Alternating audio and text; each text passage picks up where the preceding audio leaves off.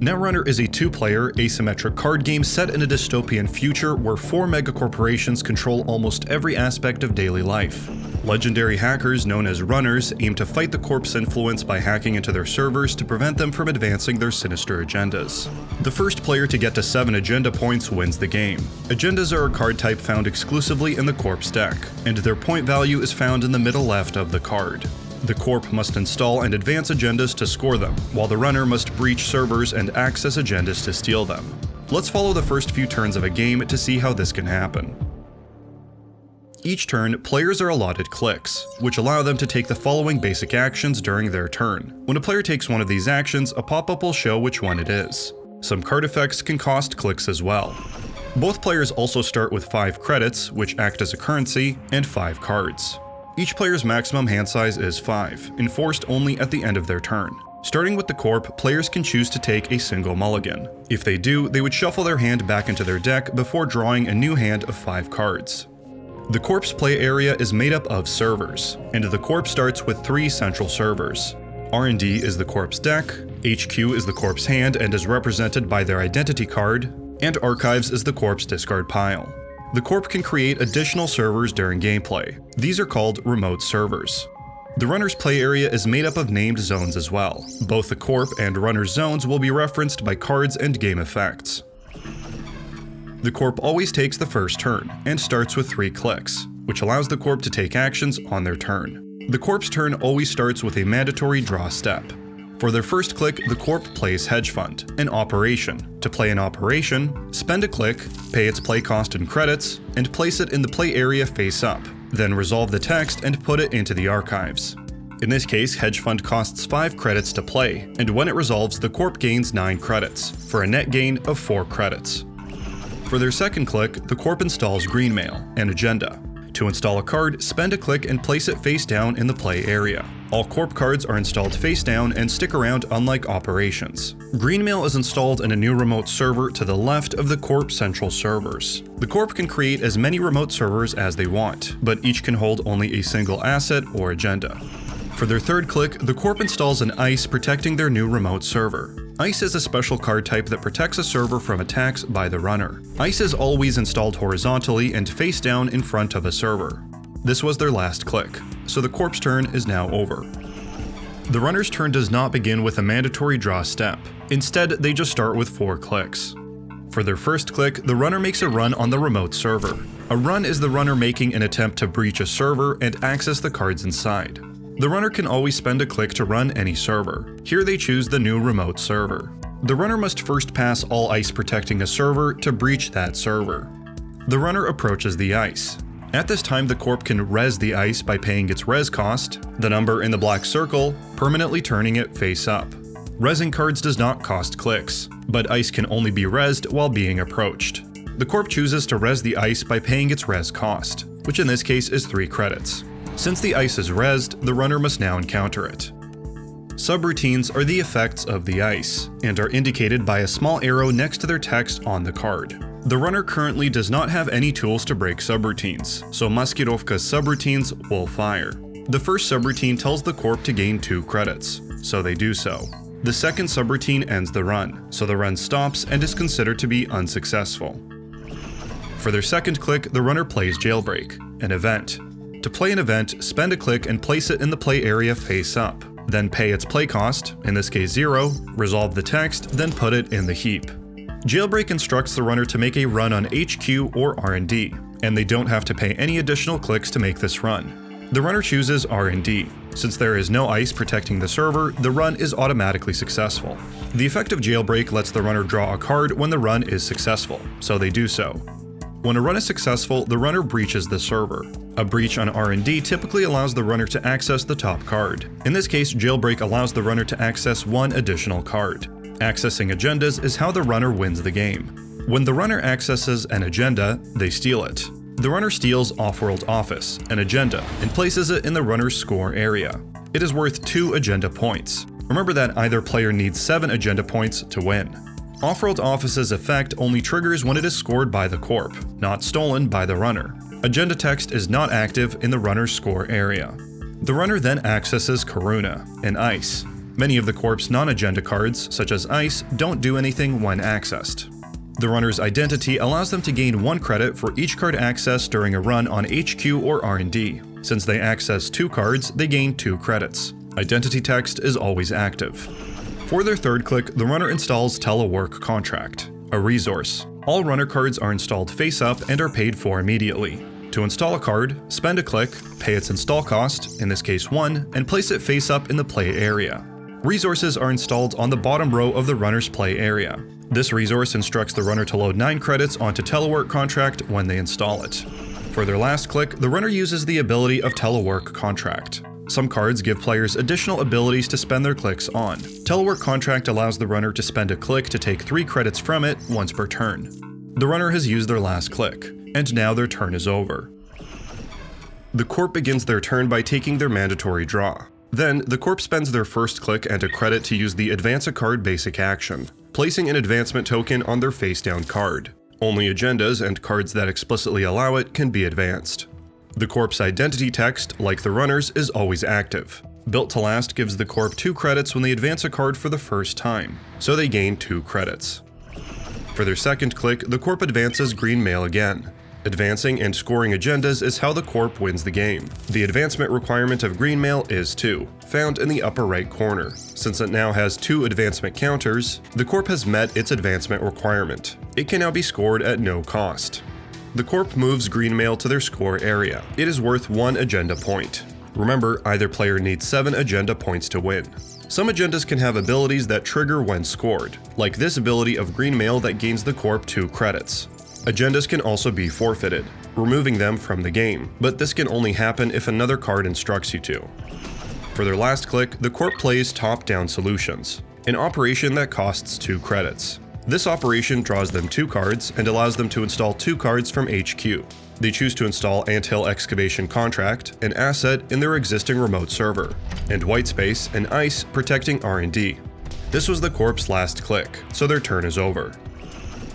For their first of 4 clicks, the runner uses the ability of Telework Contract to gain 3 credits from the resource.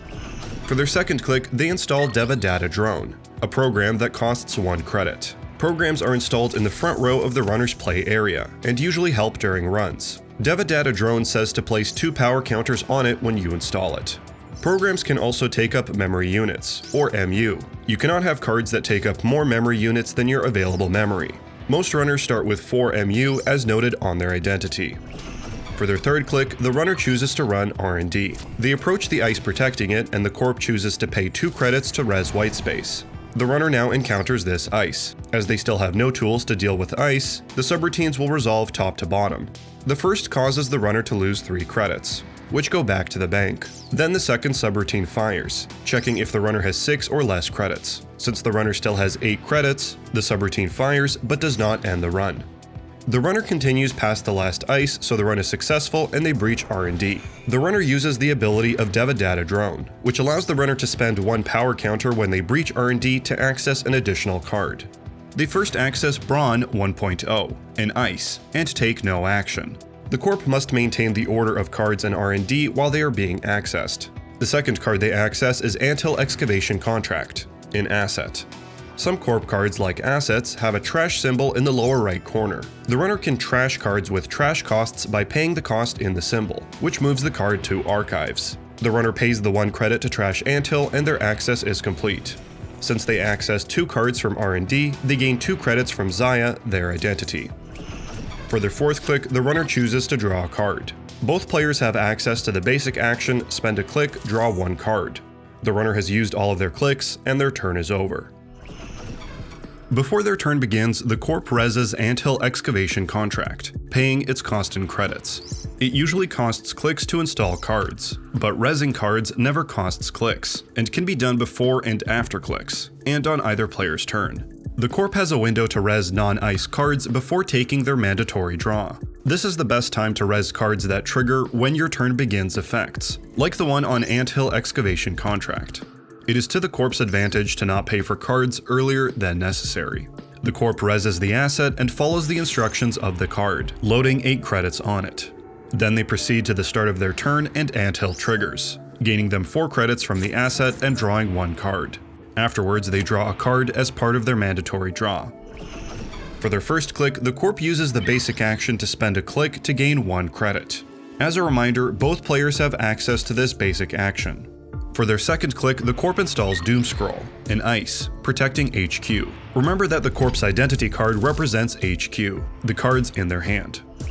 For their third click, the Corp installs Tithe, protecting R&D. The Corp can install additional layers of ice protecting a server. The first layer of ice costs 0 credits to install, but the second layer of ice costs 1 credit at the time the ice is installed. The third layer of ice would cost 2 credits, fourth layer would cost 3, and so on. The Corp has used their last click, and their turn is now over. The runner uses the first of their 4 clicks to install Rising Tide, a program that costs 1 credit. This program is an icebreaker, which will help the runner deal with certain kinds of ice.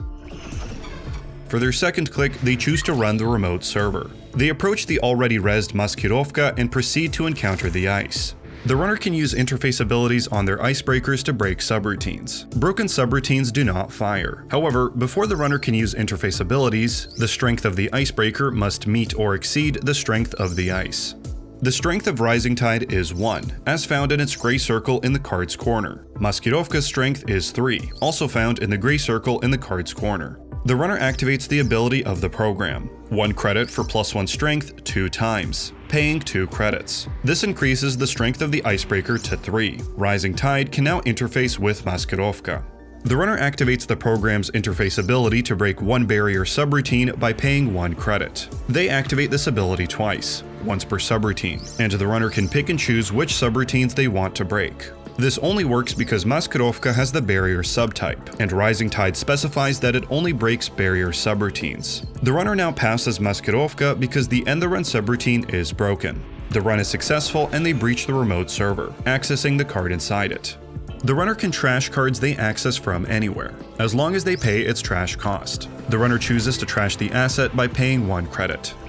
For their third click, the runner runs HQ. They approach the outermost ice and the Corp chooses to res it. The runner is now encountering this ice. They have no icebreakers that can interface with sentries, so the subroutines fire top to bottom. The first subroutine gives the runner a tag. A tag is a status effect the runner can have. Thematically, a tag means the Corp knows the runner's physical location, and while tagged, the Corp can hurt them more. The second subroutine deals 1 net damage to the runner. So the runner shuffles their hand and the Corp selects 1 card from it at random. This card is revealed and then goes to the heap. If the runner ever takes more damage than there are cards in their grip, the runner is flatlined and loses the game. The third subroutine fires, but since the runner only has 1 tag, it does not do anything. Since there are no more ice, the run is successful and the runner breaches HQ, accessing a card from HQ at random. They access Karuna and gain a credit from their identity's ability. For their last click, the runner spends 2 credits to remove a tag. Removing tags is one of the basic actions that a runner can take if they are tagged, and it's a good idea because it prevents effects like Doomscroll's third subroutine and other cards from hurting the runner. Additionally, if the runner is tagged on the Corp's turn, the Corp can spend a click and 2 credits to trash one of the runner's resources. This concludes the turn examples. From here, the runner should focus on getting a variety of icebreakers. Each ice subtype has a corresponding icebreaker. Rising Tide can break barriers, but the runner still needs 2 more icebreakers, 1 for sentries and 1 for code gates. The runner will need to draw through their deck to find these tools, and once they have all 3, they can break any ice as long as they have the credits. The Corp also has more tools to help stop the runner. Some Corp cards are ambushes, and explicitly say they can be advanced, like Urtica Cipher. The Corp can install and advance Urtica Cipher face down, and it will look just like an agenda to the runner. This way the Corp can bluff Urtica Cipher as an agenda, to get the runner to spend resources accessing it, then potentially flatlining from the damage that it deals. If the runner doesn't run the Urtica Cipher, the Corp can reuse the server for a new asset or agenda by first trashing the existing card. This would be called over-installing the Urtica Cipher. If, later on, in the unlikely case the Corp is forced to draw a card from an empty R&D, they lose the game. If the runner draws a card from an empty stack, nothing happens. As a reminder, during their turn both players have access to the basic action to spend a click on either drawing a card or gaining a credit, along with the other basic actions listed here. You should now know everything you need to know to play your first game with the Learn to Play decks. Upgrades, virus counters, and purging virus counters will not come up in the Learn to Play decks. Links to the deck lists and comprehensive rules can be found in the description. Thanks for watching. For a more comprehensive overview of the rules of Netrunner, watch the video linked here. To learn more about Netrunner and get connected with your local community, visit nullsignal.games.